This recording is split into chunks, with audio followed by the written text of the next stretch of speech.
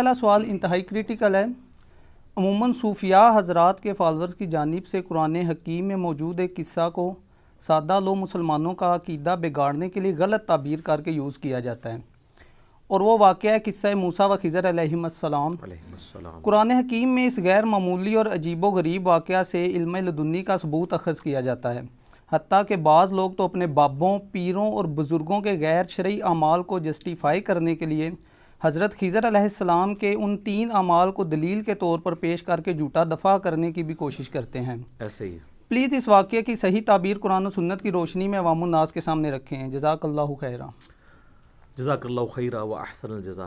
میرے بھائیو، اس میں کوئی شک ہی نہیں ہے کہ قرآن حکیم کے جتنے بھی واقعات آئے ہیں ان میں سب سے منفرد اور عجیب و غریب واقعہ ہے یہ عجیب و غریب لفظ کوئی برا لفظ نہیں ہے۔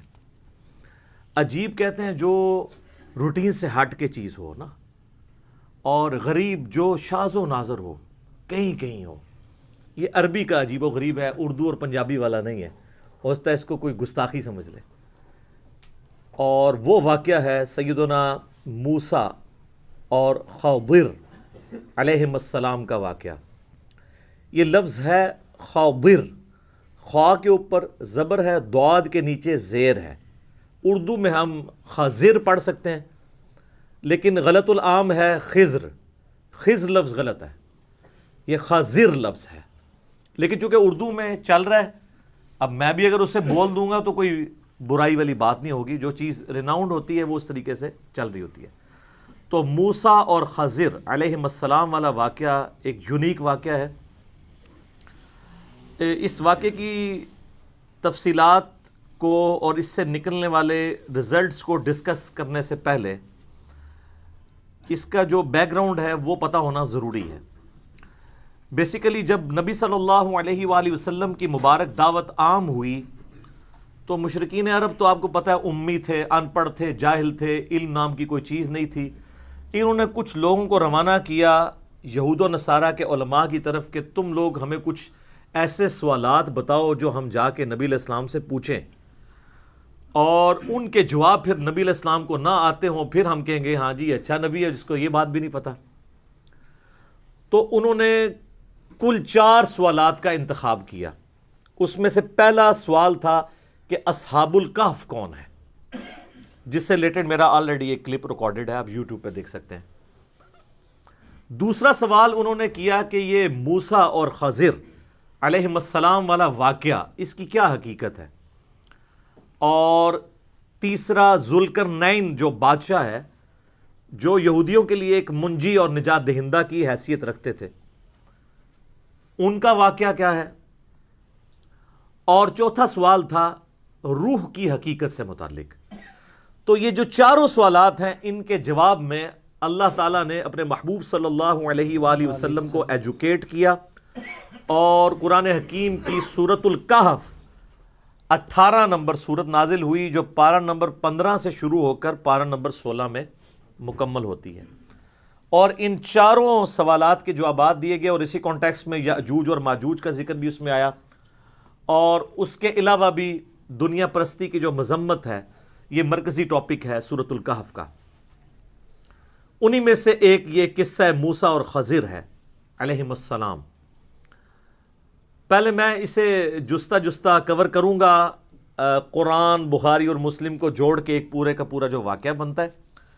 اس کے بعد پھر میں انجینئرنگ کروں گا انشاءاللہ تعالی، اس کی صحیح تعویل کیا ہے، اس کو مس کوٹ کس طریقے سے کیا جاتا ہے، اور اس کے پیچھے ریالٹی کیا تھی۔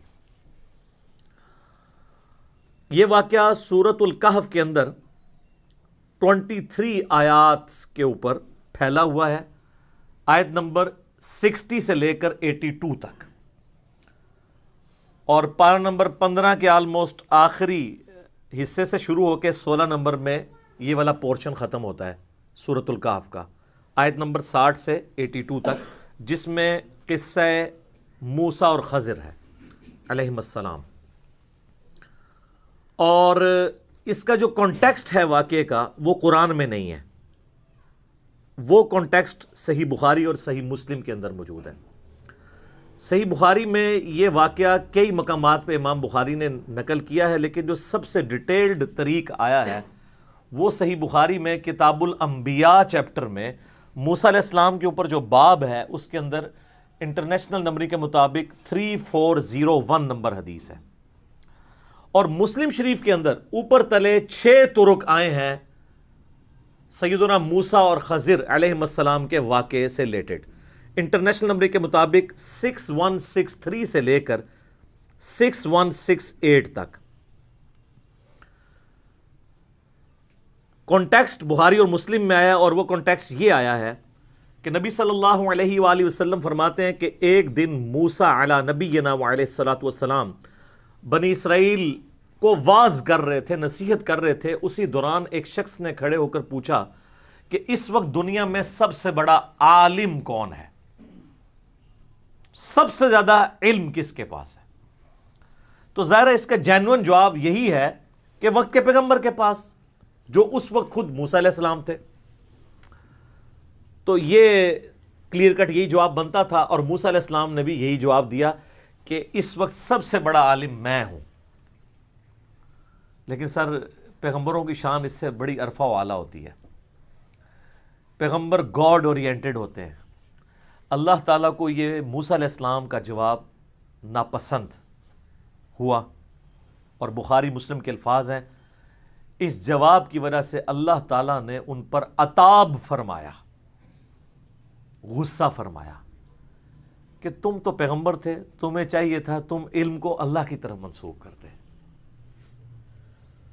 ظاہر ہے موسیٰ علیہ السلام نے آگے سے کوئی جسٹیفائی نہیں کرنا تھا کہ یا اللہ یہ تو مخلوق کی بات ہو رہی تھی، تیرا اور میرا کمپیریزن ہی کوئی نہیں ہے۔ لیکن پیغمبروں سے یہ ایکسپیکٹ کیا جا رہا ہوتا ہے کہ وہ گاڈ اورینٹڈ ہوں، کیونکہ انہوں نے مخلوق کو گاڈ اورینٹڈ کرنا ہوتا ہے۔ یا آپ کے بابے دعوے کرتے ہیں، بابے تو سر کی نظر بھی نہیں آتے دور دور تک۔ یہاں وقت کا پیغمبر، اولو العزم پیغمبر، 5 اولو العزم پیغمبر ہیں سورہ شورا کے اندر۔ نمبر 1 امام اعظم محمد رسول اللہ صلی اللہ علیہ وآلہ وسلم۔ نمبر 2 سیدنا ابراہیم علیہ السلام۔ نمبر 3 سیدنا نوح علیہ السلام۔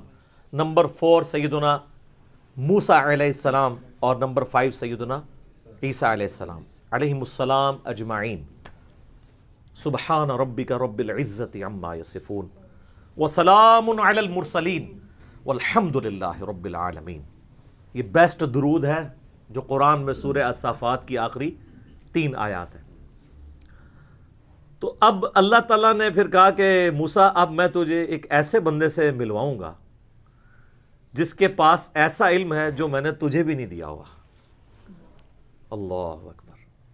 اور اس کے لیے نشانی مقرر کی کہ تم اپنے ساتھ ایک بھنی ہوئی مچھلی رکھ لینا، اس کے ذریعے ہم نشانی ظاہر کریں گے، اور ہمارے اس بندے سے تمہاری ملاقات ہوگی اس جگہ پر جہاں پر 2 دریا آ کر ملتے ہیں، وہاں پر تمہیں ہمارا وہ بندہ ملے گا۔ یہ جتنی باتیں میں نے کی ہیں یہ بخاری اور مسلم میں ہیں۔ قرآن میں جو واقعہ سٹارٹ ہوتا ہے وہ اس کے بعد سٹارٹ ہوتا ہے، اور اس میں یہ نہ تو حضرت خضر کا نام ہے، بخاری مسلم میں حضرت خضر کا نام آیا ہوا ہے، اور قرآن پاک میں حضرت موسیٰ علیہ السلام کے اس ساتھی کا نام بھی نہیں ہے جس کو وہ اپنے ساتھ اسسٹنٹ کے طور پر لے کر گئے تھے، لیکن بخاری مسلم میں اس کا نام آیا جوشوا، یوشع ابن نون، جو ان کے صحابی تھے، اور بعد میں موسیٰ علیہ السلام کی وفات کے وقت اللہ نے ان کو پیغمبر بنا دیا، اور وہ جانشین، خلیفہ اول بھی بنے اور جانشین بھی بنے اور پیغمبر بھی بنے، یوشع ابن نون علیہ السلام۔ قرآن میں سٹارٹ سورہ الکہف کی آیت نمبر 60 سے یہاں سے ہوتا ہے کہ موسیٰ علیہ السلام نے، وہ یاد کرو وہ وقت موسیٰ علیہ السلام نے اپنے اس نوجوان ساتھی سے کہا کہ رخت سفر باندھ دو، ہم نے ایک سفر کرنا ہے، اور میں اس وقت تک سفر کرتا رہوں گا جب تک کہ میں اس مقام پر نہ پہنچ جاؤں جو اللہ تعالیٰ نے مجھے وحی کے ذریعے آگاہ کیا ہے۔ تو وہ دونوں چل پڑے۔ اب یہ جو آگے کی سٹوری ہے نا، یہ ساری قرآن کے اندر آتی ہے، لیکن کانٹیکسٹ بخاری مسلم میں تھا۔ تو وہ اپنا ساز و سامان ساتھ رکھتے ہیں، راستے کا کھانا بھی۔ آپ کے بزرگ جو ہیں وہ کئی سال تک بغیر کھائے پیے زندہ رہتے ہیں، جو بزرگوں کے بزرگ ہیں وہ اپنا کھانا بھی ساتھ لے کے چلتے ہیں۔ یہ میں آپ کو ساتھ ساتھ فرق بتاؤں گا. کیوں؟ تاکہ مرنے سے پہلے اے مسلمان کر لے اس پہ غور. کتابوں کا خدا اور ہے، بابوں کا خدا اور. یہ تو چھوٹی چیز ہے. بخاری اور مسلم میں حدیث ہے کہ نبی علیہ السلام کی مبارک زندگی کا جب 40واں سال شروع ہوا تو حضرت ختیجہ بھی نبی علیہ السلام کو کھانا باندھ کے دیا کرتی تھی غار حرا میں جانے کے لیے. نبی علیہ السلام بھی اپنا کھانا ساتھ لے کے جاتے تھے. آپ کو کہانیاں کروائی گئی ہیں. تو جس کو کوئی زیادہ زوم ہے نا تو اس کا مکہ پانی بند کرتے ہیں تو اب کیمرے کے سامنے اس کو لے آتے ہیں نا, وہ اس طرح کی روحانیت دکھائے نا ہمیں. سب جھوٹ ہے سر. قرآن میں تو حضرت عیسیٰ علیہ السلام اور ان کی ماں کے بارے میں سورۃ المائدہ کی آیت نمبر 75 میں کیا آیا کہ عیسیٰ اور ان کی ماں روٹی کے محتاج تھے, وہ دونوں کھانا کھایا کرتے تھے. ایسوں کو اپنے نفع و نقصان کا مالک سمجھ رہے ہو جو خود روٹی کے محتاج ہیں. بڑی ڈاڈی آیت ہے. تو عیسیٰ علیہ السلام بھی روٹی کے محتاج ہیں. تو آپ کے سارے بزرگ بابے جو اکثر ہے ہی جعلی ہیں, وہ اصلی بھی ہوں تو موسیٰ علیہ السلام کی جوتیوں کی خاک کے برابر بھی نہیں ہے, عیسیٰ علیہ السلام کی جوتیوں کی خاک کے برابر بھی نہیں ہے. تو وہ رخت سفر لے کے چلتے ہیں بھنی ہوئی مچھلی, اور ایک جگہ وہ راستے میں آرام کرنے کے لیے چٹان کے پاس کھڑے ہوتے ہیں. تو قرآن میں تو بس اتنا ذکر ہے, بخاری مسلم میں آتا ہے کہ وہاں پہ حضرت موسیٰ علیہ السلام کو اونگ آ جاتی ہے, اور اسی دوران وہ جو مچھلی بھنی ہوئی مچھلی ہے, قرآن میں یہ ذکر بھی ہے کہ وہ بھنی ہوئی مچھلی جو ہے وہ زندہ ہو کے پانی کے اندر چلی جاتی ہے. یہ اب وہ نشانی تھی مردے کا زندہ ہونا.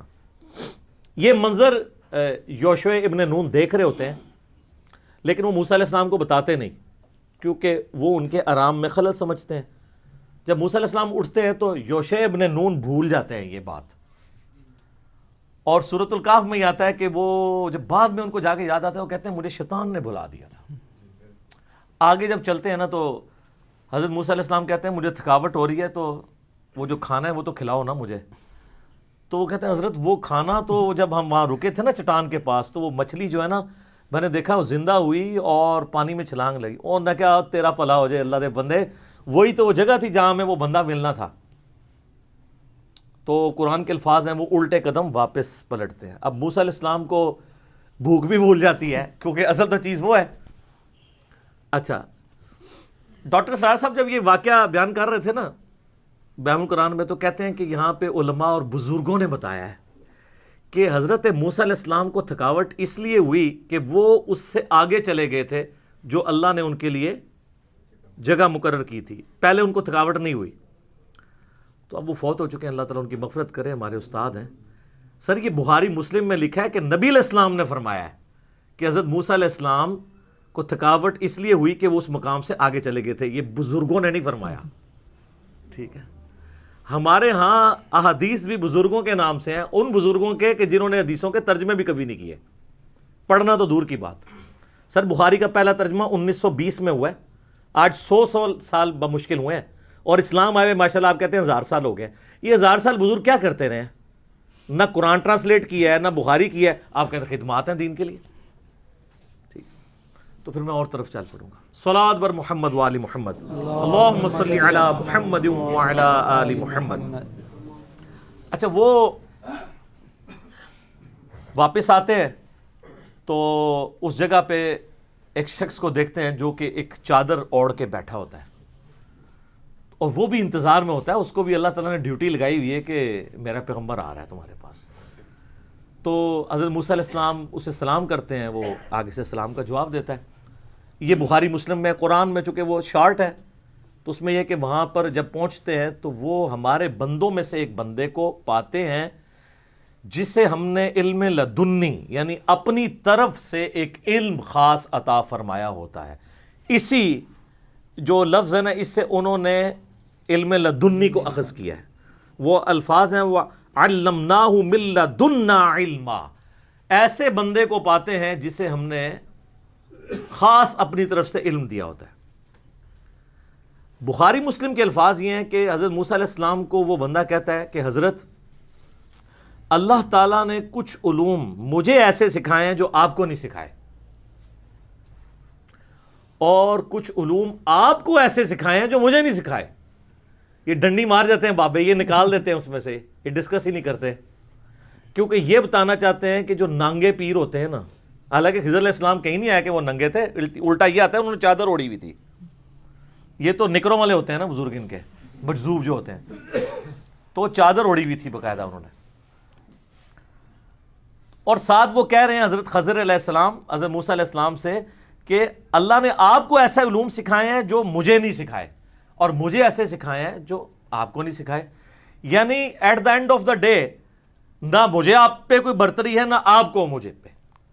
اور یہاں پہ وہ ڈاکٹر طارق قادری صاحب انڈیا گئے نا، تو وہ کہتے ہیں نبی کو دیکھو ولی سے سیکھ رہا ہے، نعوذ باللہ، اور خضر کو ولی بنا کے پیش کرتے ہیں، نعوذ باللہ۔ وہ تو میں انشاءاللہ اس میں اینڈ پہ کلاس لوں گا نا کہ وہ ولی کہاں سے ہے، جس کا یہ عقیدہ ہے نا کہ کوئی غیر نبی کسی نبی کا استاد ہے، اس سے بڑا کوئی گستاخ رسول نہیں ہے۔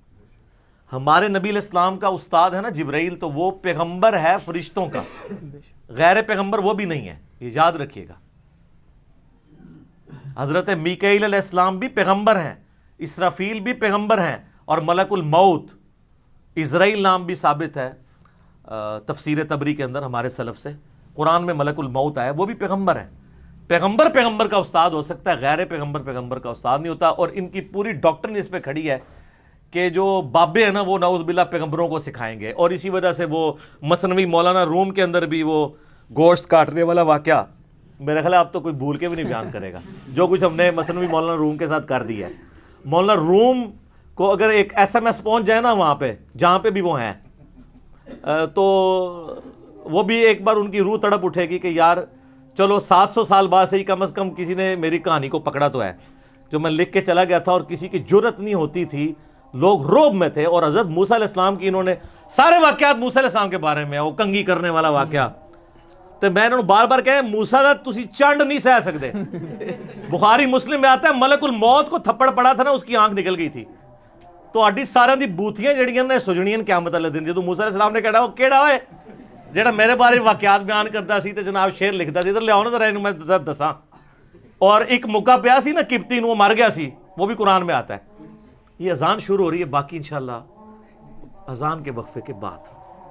تو سیدنا موسیٰ علیہ نبینا علیہ الصلوۃ والسلام سے جب وہ یہ بات کرتے ہیں نا حضرت خضر کہ آپ کو ایسے علوم سکھائے جو مجھے نہیں سکھائے، اور آپ مجھے کچھ علوم اللہ نے ایسے سکھائے ہیں جو آپ کو نہیں سکھائے ہوئے، تو کہتے ہیں حضرت میں اسی کے لیے تو حاضر ہوا ہوں کہ آپ مجھے ذرا سکھائیں۔ تو انہوں نے کہا کہ اے موسیٰ تم میرے ساتھ صبر نہیں کر سکو گے، یہ قرآن کے الفاظ ہیں، اور تم صبر کیسے کر سکتے ہو جب کہ تمہیں ان واقعات، ان تکوینی امور کے حقائق نہیں پتہ ہوں گے، تو تمہارا یہ نیچرل ہے صبر نہ کرنا، کیونکہ تم ظاہر میں جو کچھ دیکھ رہے ہوگے تو وہ اس چیز کی متقاضی ہے کہ تم اس کے خلاف بولو۔ تو وہ کہتے ہیں جی آپ مجھے ساتھ رکھیں، میں انشاءاللہ آپ مجھے صابر پائیں گے، میں کچھ اس کے اگینسٹ نہیں بولوں گا جو کچھ بھی آپ کریں گے۔ لیکن حضرت خضر نے پہلے ہی بتا دیا تھا، اس لیے نہیں کہ ان کو علم غیب تھا، اس لیے کہ جو کچھ انہوں نے بعد میں کیا ہے نا، تو کوئی بھی ذی شعور شخص جس کو تھوڑا سا بھی دین کا علم ہے وہ اس کو کنڈیم کرے گا۔ تو وہ کہتے ہیں کہ چلو، تو ایک جگہ سے گزرتے ہیں جہاں پہ ایک کشتی ہوتی ہے، غریب لوگوں کی کشتی، اس میں وہ بیٹھتے ہیں۔ تو بیٹھتے ہی حضرت خضر علیہ السلام اس کا ایک تختہ توڑ دیتے ہیں۔ بخاری مسلم میں آتا ہے کہ وہ اتنے شریف لوگ ہوتے ہیں کہ وہ ان کو آؤٹ سائڈر اور مہمان سمجھ کے کرایہ بھی نہیں لیتے۔ تو حضرت خضر علیہ السلام جب تختہ توڑ دیتے ہیں تو موسیٰ علیہ السلام کہتے ہیں کہ یہ تم نے بڑا برا کام کیا ہے، ایک طرف ان کی شرافت کو کرایہ بھی انہوں نے لیا اور تم نے ان کی کشتی کا تختہ توڑ دیا۔ تو حضرت خضر کہتے ہیں میں نے تمہیں پہلے کہا تھا نا تم صبر نہیں کر سکو گے۔ تو قرآن کے الفاظ ہیں کہ وہ کہتے ہیں کہ حضرت میرے پر نرمی فرمائے، اس دفعہ مجھے چھوڑ دیں، آئندہ میں آپ سے سوال نہیں کروں گا، کیونکہ انہوں نے کہا تھا، اس میں الفاظ ہیں سورۃ الکہف میں کہ جب تک میں خود نہ بیان کر دوں تم نے مجھ سے سوال نہیں کرنا۔ تو وہ تھوڑا آگے چلتے ہیں. اب یہ تو شاہی کوئی نہیں تھی جو آگے انہوں نے کیا ہے.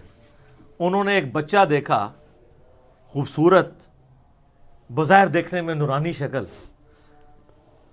اس کو قتل کر دیا. بخاری مسلم کے الفاظ ہیں کہ پکڑ کے انہوں نے نا اس کی گردن ہی مروڑ دی, منکا ٹوٹ گیا تو بندہ فارغ. تو سر پیغمبر یہ منظر دیکھ سکتا ہے؟ اس پہ تو حضرت موسیٰ علیہ السلام نے اس سے بھی سخت کومنٹ کیے. انہوں نے کہا کہ تو نے کتنا برا کام کیا ہے کہ تو نے ایک جان کو ناحق قتل کر دیا, بے شک تو نے یہ بہت برا کام کیا. تو حضرت خضر کہتے ہیں کہ میں نے تمہیں پہلے ہی کہا تھا تم صبر نہیں کر سکو گے. تو حضرت موسیٰ علیہ السلام کہتے ہیں کہ اس دفعہ تو میرا یہ عذر قبول کر لے, اب اگر میں بولا نا تو ٹھیک ہے, میں آپ سے پھر مجھے الگ کر دیجیے گا. اب یہ خود انہوں نے شرط طے کر لی نا, ورنہ تو پتہ نہیں کتنے حقائق کھلتے. بلکہ بخاری مسلم میں الفاظ ہیں, نبی علیہ السلام کہتے ہیں کاش موسیٰ علیہ السلام صبر کرتے تو ہمیں اور کئی باتیں پتہ چل جاتی ہیں اللہ کے تکوینی امور میں سے, لیکن وہ اللہ کی حکمت تھی. آگے چلتے ہیں تو ایک گاؤں میں جاتے ہیں. اب ظاہر گاؤں میں یہ آؤٹ سائڈر ہوتے ہیں, ان کو کوئی بھی بندہ کھانا دینے کے لیے بھی تیار نہیں ہوتا, کوئی مہمان نوازی کرنے کے لیے تیار نہیں ہوتا. الٹا وہاں پہ ایک دیوار ہوتی ہے جو گرنے کے قریب ہوتی ہے, حضرت خضر علیہ السلام اس کو سیدھا کر دیتے ہیں. اس کے باوجود اس گاؤں کے لوگ نہیں کہتے کہ یار انہوں نے مفت میں ہمارا اتنا بڑا کام کیا, چلو 2 وقت کی روٹی ہے, ہم ان کو 1 وقت کی روٹی تو دے دیں, کم از کم مہمان ہے. بغیر معاوضے کے وہ کرتے ہیں. تو حضرت موسیٰ علیہ السلام کہتے ہیں یار تم اس کے عوض ہی کم از کم ان سے کھانا ہی مانگ لیتے, یہ تو ایسے لوگ ہیں اور تم ان کے ساتھ یہ کر رہے ہو. چلو کھانا ہی مانگ لو یار اس کے عوض مزدوری کے طور پہ, بھوک لگی ہوئی تھی نا سر. یہ جو 10-10 سال تک بغیر کھائے پیے زندہ بزرگ رہتے ہیں نا, انبیاء کرام تو اوریجنل والے بزرگ ہوتے ہیں نا, آپ کے بزرگ تھیوریٹیکل ہیں جو ایگزسٹ ہی نہیں کہیں کرتے. تو پھر حضرت خضر کہتے ہیں کہ بس اب میری اور آپ کی جدائی, آپ نے خود مانا تھا کہ اب میں بولا تو علیحدگی.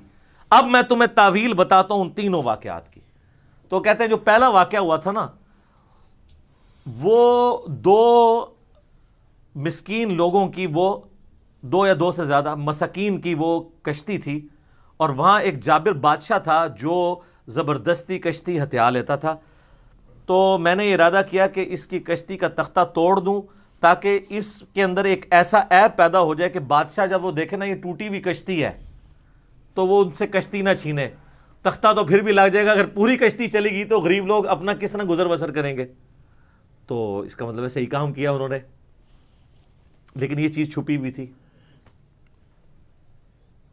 اور ان کا وہ جو بچہ تھا نا, اس کے ماں باپ بڑے نیک تھے, اور ہمیں اس چیز کا خدشہ ہے کہ یہ بچہ طغیانی کی زندگی گزارے گا اور بڑا ہو کر اپنے ماں باپ کو بھی گمراہ کر دے گا. بخاری مسلم کے الفاظ ہیں کہ اس نے اپنے ماں باپ کو بھی کافر کر دینا تھا, اس کی محبت کے اندر ماں باپ نے ڈی ٹریک ہو جانا تھا, اور اللہ تعالیٰ اس کے بدلے اس کو نئی اولاد دے دے گا. بخاری مسلم کے الفاظ ہیں کہ نئی نیک اولاد دے دے گا جو ان کے لیے آنکھوں کی ٹھنڈک بنے گی. دوسری بھی جسٹیفیکیشن درست ہو گئی. تیسرا انہوں نے کہا کہ وہ جو دیوار تھی نا, وہ 2 یتیم لوگوں کی دیوار تھی, اور گاؤں کے لوگ جو اتنے بے حس لوگ ہیں کہ وہ مہمانوں کو کھانا نہیں کھلا رہے, اس دیوار کے نیچے ان کے آباء و اجداد کا خزانہ دفن تھا. ان کا باپ ایک نیک آدمی تھا. یہاں پہ الفاظ ہیں تمہارے رب نے یہ ارادہ کیا کہ اسے سیدھا کر دیا جائے تاکہ جب وہ بڑے ہوں تو اپنے باپ کا خزانہ اس میں سے حاصل کر لیں, کیونکہ وہ بچے چھوٹے چھوٹے ہیں. ابھی دیوار گر جاتی, خزانہ باہر آ جاتا, تو جو گاؤں والے مہمانوں کو وہ ایک روٹی دینے کے لیے تیار نہیں ہیں, اتنے کنجوس ہیں, تو انہوں نے ان کی دولت ہتھیار لینی تھی. جب بڑے ہوں گے تو اللہ اپنی رحمت سے ان کے لیے ایسا معاملہ ظاہر کرے گا کہ وہ دولت ان تک پہنچ جائے گی. تو تمہارے رب نے یہ ارادہ کیا, تو اس لیے میں نے وہ دیوار سیدھی کر دی. اور اسی پہ سورۃ الکہف کی آیت نمبر 82 کے اوپر یہ آیت کنکلوڈ ہوتی ہے, آخری آیت اس واقعے سے ریلیٹڈ. اور وہ الفاظ ہیں سورۃ الکہف کی آیت نمبر 82 کے, کہ حضرت خضر علیہ السلام کہتے ہیں کہ یہ جو کچھ بھی ہوا یہ تمہارے رب کے ارادے سے ہوا, اور تمہارے رب نے یہ ارادہ کیا کہ ایسا کیا جائے. اور اس کے بعد کنکلوژن کن الفاظ پہ ہے, وہ کنکلوڈنگ ہے، وہ آپ کو بات سمجھ آ جائے گی کہ یہ پورے کے پورے واقعے کی تعویل کیا بنتی ہے۔ اعوذ باللہ من الشیطان الرجیم۔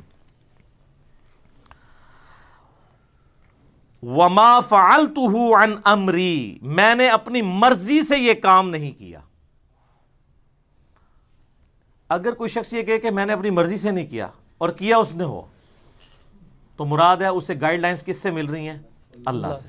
اور اس سے پہلے اسی آیت میں آیا ہے فَأَرَادَ رَبُّكَ أَن يَبْلُغَا أَشُدَّهُمَا، تیرے رب نے یہ ارادہ کیا کہ جب یہ بچے جوان ہو جائیں اس وقت دولت ظاہر ہونی ہے۔ وَمَا فَعَلْتُهُ، آگے بیچ میں الفاظ پھر اینڈ پہ وَمَا فَعَلْتُهُ عَنْ أَمْرِي ذَلِكَ تَأْوِيلُ مَا لَمْ تَسْتَطِعْ عَلَيْهِ صَبْرًا، یہ ہے ان باتوں کی تعویلات جس پہ تم صبر نہیں کر سکے۔ یہ سر یہ پورا واقعہ ہے، اس سے کوئی خلاف شرع کام ثابت نہیں ہوتے، اس لیے کہ جب آپ نے گیر ہی الٹا لگا دیا تو آپ کو بات سمجھ نہیں آئے گی۔ سب سے پہلے یہ سمجھیں کہ حضرت خضر علیہ السلام ہے کون۔ حضرت خضر علیہ السلام کم از کم پیغمبر تو ہیں، کیونکہ وہ کہہ رہے ہیں تیرے رب نے ارادہ کیا اور میں نے اپنی مرضی سے نہیں کیا، رب کے کہنے پہ کیا ہے۔ اگر کوئی شخص یہ کہے کہ میں نے یہ رب کے کہنے پہ کیا، تو یا تو وہ پیغمبر ہوتا ہے اور یا غلام احمد قادیانی دجال ہوتا ہے، یعنی وہ جھوٹ بول رہا ہوگا یا سچ۔ تو ظاہر ہے یہ پیغمبر تھے۔ اچھا، اور پیغمبر بھی تھے، اب اس میں اختلاف ہے کہ وہ انسانوں کے پیغمبر ہیں یا فرشتوں کے۔ مولانا مودودی رحمہ اللہ تعالیٰ کا کہنا ہے کہ یہ فرشتوں کے پیغمبر ہیں، کیونکہ ہمارے اس دنیا میں فرشتوں کو اللہ تعالیٰ نے کئی کام سونپے ہوئے ہیں جو وہ کرتے ہیں۔ یہ روح کون قبض کرتا ہے؟ ایک فرشتہ آ کے گردن ہی مروڑ دیتا ہے، لیکن آپ کو نظر نہیں آتا جب روح نکالتا ہے۔ تو حضرت اسرائیل یا ملک الموت کا کام کوئی اور فرشتہ کر رہا ہو ان کے بہاف کے اوپر، تو ہمیں نظر نہیں آ رہا ہوگا، تو ہمیں قتل نہیں نظر آ رہا ہوگا۔ یا چونکہ انہوں نے اسرائیل کو روح نکالتے ہوئے یا اس کے نمائندے خضر کو نکالتے ہوئے دیکھ لیا، اس لیے ان کو عجیب لگا، کیونکہ وہ انسانی شکل میں تھے۔ تو حضرت موسیٰ علیہ السلام کی وہ جسٹیفیکیشن درست تھی۔ بیسیکلی اس واقعے سے اللہ نے مسئلہ تقدیر سمجھایا ہے کہ انسان کی زندگی میں بظاہر کچھ اللہ کی طرف سے ایسی تکلیفیں آتی ہیں جن کے اندر اللہ تعالیٰ کی طرف سے خیر چھپا ہوا ہوتا ہے۔ بظاہر وہ شر ہوتا ہے لیکن اس کے اندر خیر ہوتا ہے۔ وہ کشتی کا ایک تختہ ٹوٹ جانا شر تھا، لیکن اس میں خیر یہ تھا کہ پوری کشتی نہیں چلی گئی۔ پوری کشتی چلی جاتی تو وہ زیرو پہ آ جاتے نا، ان کا سورس آف انکم ختم ہو جاتا۔ ایک کشتی تو ریپیئر کر لینی تھی۔ کسی بندے سے اس کی اولاد چھین لی جائے اور اگر اللہ اس کو یہ بتا دے کہ اس بچے کی وجہ سے یہ تو خود کافر ہونا تھا بڑے ہو کے، تو نے بھی کافر مرنا تھا، تو میرے خیال ہے ہم سب اپنے بچے مروانے کے لیے تیار ہیں، کیونکہ آخرت کی ہمیشہ کی کامیابیاں اگر اس بچے کی وجہ سے برباد ہونی ہے تو چاٹنا ہے ایسی اولاد کو۔ تو جس کی اولاد بچپن میں مر جائے تو وہ یہ سوچ لے کہ اللہ نے اس کے ساتھ کوئی خیر والا معاملہ کیا ہے۔ یہ مسئلہ تقدیر سمجھایا۔ اور تیسرا جو واقعہ تھا وہ دیوار والا، اس کے اندر اللہ تعالیٰ نے یہ بات سمجھائی کہ اگر کوئی شخص بچپن میں یتیم ہو گیا ہے اور مفلسی کی زندگی گزار رہا ہے، اللہ تبارک و تعالیٰ اس کے لیے اسپیشل پروٹیکشن کرے گا، اس کو کمپنسیٹ ضرور کرے گا۔ تو یہ تھا مسئلہ تقدیر۔ انہوں نے اس سے یہ نکالا کہ باب خلاف شرع کام بھی کرے نا تو جسٹیفائی ہو جاتا ہے۔ وہ کلندر ہوتے ہیں جی، مجذوب ہوتے ہیں جی، وہ خلاف شرع کام کریں تو ان پہ کوئی گرفت نہیں۔ اسی لیے پاکستان میں کئی لوگوں نے اپنے پیروں کے کہنے پہ اپنے بچے مار دیے ہیں، اور وہ واقعہ حضرت خضر والا کوٹ کرتے ہیں۔ بے خضر علیہ السلام والا جو واقعہ ہے وہ تو قرآن میں آیا کہ وہ اللہ نے ان کو کہا تھا، یہ کس پیر کی ڈیوٹی اللہ نے لگائی ہے کہ ملک الموت کا اسسٹنٹ بن کے لوگوں کی جان نکالے، اس پہ تو قتل کا مقدمہ چڑھے گا۔ اور کہتے ہیں مجذوب ہے، قلم اٹھے ہے جی نہ تو کیوں جی مجذوب ہے، مجذوب سے کیوں اٹھا ہوا ہے؟ وہ کہتے ہیں ان کی عقل سلامت نہیں۔ اچھا آپ بے عقل اور پاگل لوگوں کے پیچھے چل رہے ہیں۔ صحیح بخاری میں تعلیقاً موجود ہے مولا علی کا قول، اور پوری سند مولا علی سے ہی سنن ابن ماجہ کے اندر ہے کہ نبی علیہ السلام نے فرمایا کہ 3 لوگوں سے اللہ نے شریعت کا قلم اٹھا لیا ہے، ایک پاگل شخص، مجنون، آپ کا مجذوب اور قلندر، دوسرا سویا ہوا شخص، اسے اپنی ہوش نہیں ہے، اور تیسرا بچہ، چونکہ بچہ جو اس پہ شریعت لاگو نہیں ہوتی۔ اچھا یہاں پہ جو بچہ قتل ہوا اس نے بڑے ہو کر کیا بننا تھا، یعنی اللہ کے علم میں ہے نا، تو اللہ تعالیٰ مستقبل کو دیکھتا ہے نا، تو انسان کی دعائیں بعض اوقات کام آتی ہیں، جو شر ہونا ہوتا ہے وہ خیر میں بدل جاتا ہے۔ سر جامعہ ترمذی میں حدیث ہے، مسند احمد میں ڈیٹیل کے ساتھ ہے کہ دعا کبھی رائے گاہ نہیں جاتی۔ جب تم دعا کرتے ہو نا اللہ سے، تو جو مانگا یا تو وہی مل جائے گا، یا اللہ تعالیٰ اس کے بدلے کوئی اور نعم البدل دے دے گا، کوئی مصیبت ٹال دے گا یا اس سے بہتر چیز، اور اگر یہ بھی نہ ہوا تو قیامت کے دن کے لیے سٹور ہو جائے گی دعا، اس کے اگینسٹ اللہ تعالیٰ اجر عطا فرما دے گا۔ دعا تو جاتی ہی نہیں کہیں پہ، ضائع ہی نہیں ہوتی۔ تو کہتے ہیں مجذوب، یہ مجذوب نہیں تھا سر، یہ تو اللہ کی ڈیوٹی پوری کر رہا تھا۔ آپ کے بابے جو ہیں وہ یہ دعویٰ کر سکتے ہیں ہم پہ وہی آتی ہے؟ سر دعویٰ کریں نا تو ہم ان کے اوپر 295 بھی لگوائیں اور انہیں لا کے غلامت کا دیانی کی صف میں کھڑا کریں گے، کیونکہ نبی علیہ السلام کے بعد تو نبوت کا دروازہ بند ہو چکا ہے۔ اور سورہ آل عمران میں واضح 179 نمبر آیت ہے کہ اللہ کی یہ شان ہی نہیں کہ غیر پیغمبر کے ساتھ کوئی کلام کرے، کوئی غیب کی خبر دے سوائے اپنے رسولوں کے، اور تمہارا کام ہے اللہ اور اس کے پیغمبروں پہ ایمان لاؤ، دیٹس آل۔ سیدنا ابو بکر سے لے کر قیامت تک آخری جو آنے والا انسان ہے سب غیر پیغمبر ہیں، سوائے ایک عیسیٰ علیہ السلام، وہ بھی امتی کی حیثیت سے آئیں گے، پیغمبر بھی ہوں گے، ان کی ایکسیپشن کے ساتھ سب نے فالو کرنا ہے۔ ایون حضرت عیسیٰ علیہ السلام بھی جو آئیں گے انہوں نے بھی فالو کرنا ہے۔ مسلم شریف میں حدیث ہے، وہ کتاب اللہ اور تمہارے نبی کی سنت کے مطابق تمہیں چلائیں گے، ٹھیک ہے؟ تو اس سے کوئی مرزوبیت ثابت نہیں ہوتی۔ وہ کہتے ہیں ہم باب خلاف شرع کام کریں، یہ بیچ میں کہانیاں نکالنے کی کوشش کرتے ہیں، کوئی بابے نہیں سارے اس سے ثابت ہوتے، یہ بالکل آپ کو غلط کہانیاں کرائی گئی ہیں۔ یہ مسئلہ تقدیر سمجھانا تھا۔ اور واصف علی واصف صاحب کہتے ہیں میں ایک جگہ بیٹھا ہوا تھا، ایک بندہ دعا کر رہا تھا رو رو کے، یا اللہ 25 سال پہلے جو میں نے دعا کی تھی مجھ سے واپس لے لے۔ تو کہتے ہیں میں نے اس سے بعد میں پوچھا کہ کیا ہوا؟ اس نے کہا میری بیٹیاں تھیں، میں نے اللہ سے رو رو کے ایک بیٹا مانگا تھا، وہ میرے لیے وبال جان بن گیا، گھر کا سارا سامان بیچ گیا، وہ یعنی نشہ کرنا شروع کر دیا۔ تو اللہ کی حکمت تھی کہ میری بیٹیاں تھیں، بیٹیاں تو ساری صحیح نکلی ہیں، تو اے اللہ وہ بیٹا مجھے واپس لے لے۔ یہ ہے وہ چیز۔ اور ڈاکٹر ذاکر نائک جو اکثر ایک مثال سے سمجھاتے ہیں کہ اگر کسی شخص کا امریکہ میں بزنس ہو اور وہاں اس کی کوئی بڑی میٹنگ ہونے والی ہو اور اس نے شام کی فلائٹ پکڑنی ہو نیو یارک کے لیے، اور جب وہ ایئرپورٹ پہ پہنچے تو ٹریفک سگنل یا رش کی وجہ سے لیٹ پہنچے اور اسے پتہ چلے کہ وہ فلائٹ تو اڑ گئی ہے، تو وہ وہاں پر کفِ افسوس ملتے ہوئے کہے گا کہ میری زندگی کی سب سے بری خبر یہ ہے، مجھے ملینز آف ڈالر کا جو فائدہ ہونا تھا وہ نقصان ہو گیا، کہ میں پہنچ نہیں سکوں گا، وہ ٹھیکہ کسی اور کو مل جائے گا۔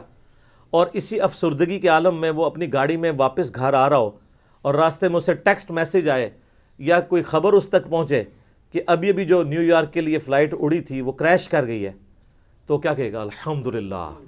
اور وہ 5 منٹ پہلے جو اس کی زندگی کی سب سے بری خبر تھی وہ اس کی زندگی کی سب سے اچھی خبر ثابت ہو جائے گی کہ یار شکر ہے مجھے یہ سننے کو ملا کہ وہ اڑ گئی ہے، میں بیچ میں بیٹھا نہیں ہوا تھا۔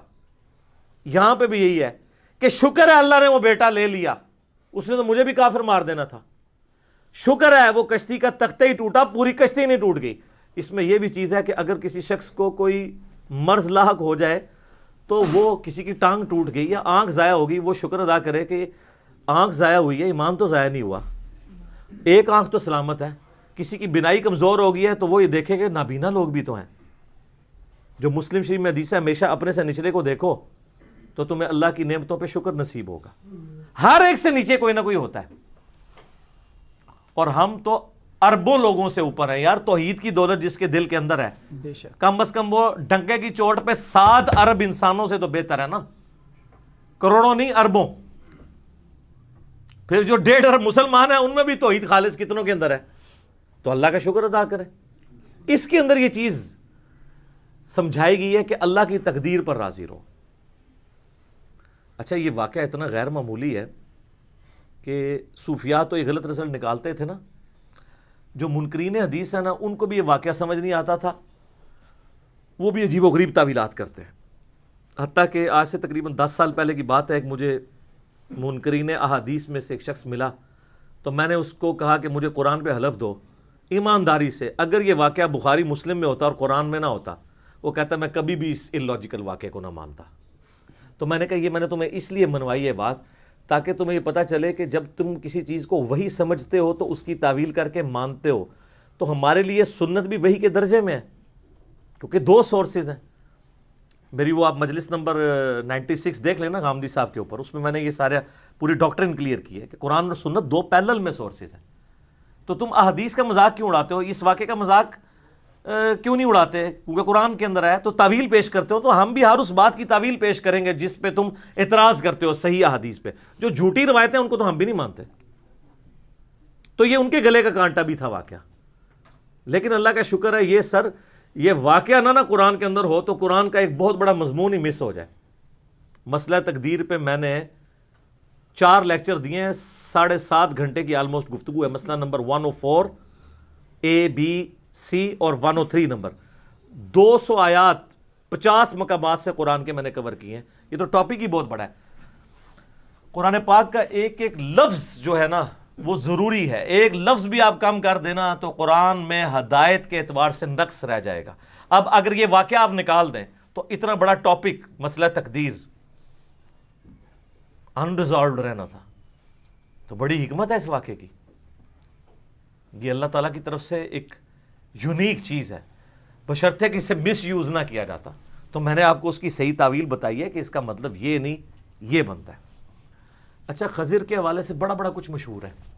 وہ کہتے ہیں مسلم شریف میں ایک حدیث ہے کہ وہ قرب قیامت میں دجال کے خلاف جو وہ ایک سید الشہداء کھڑا ہوگا نا، جس کو دجال ایک دفعہ قتل کرے گا. میں نے کئی دفعہ واقعہ سنا ہے.